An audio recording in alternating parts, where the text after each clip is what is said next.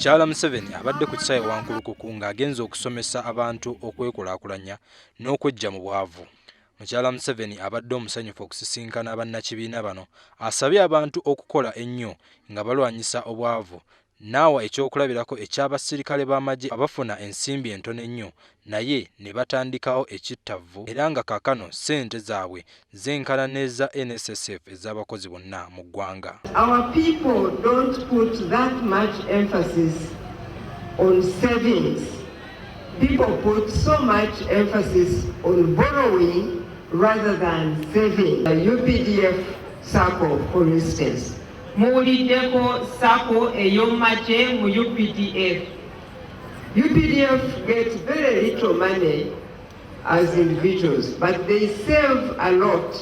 Now they have a circle that is as big as NSSF in money value because they do a lot of saving. Wano akuutidde abakulembeze okufuba okulaba nga bagatta abantu mu mirimu egy'awamu okusobola okubayamba okweggya mu bwavu. To come and bring peace and bring unity and bring wholesomeness to this country and to the people of Uganda. Ate ye Nankulu w'ekibuga Kampala Jennifer Musisi ayanjulidde Mukyala Museveni enguudo ezisuubirwa okukolebwa mu bbanga lya mwaka gumu n'amataala gagenda okuteekebwa ku nguudo zonna mu kibuga.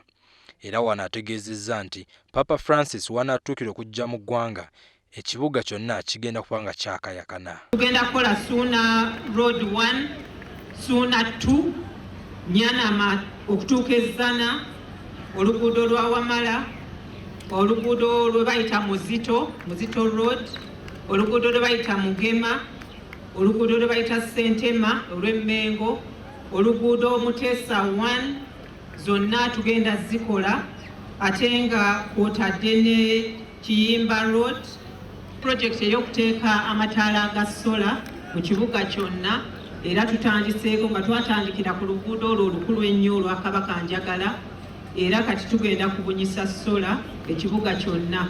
Tusuubira nti Papa wanajjira okukyala ng'ekibuga kyonna kitemagana, ensi yaffe efune ekitiibwa.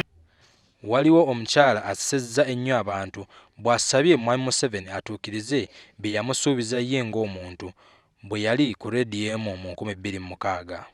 N'obudde nsaba kujjukiza mu 2006 wali ku Radio CBS ku pulogulaamu eyitibwa Mambo Bado nga kwendi n'osuubiza era gwe ojja kunzikiriza ndikuleetera awo otuukirize bye wansuubiza.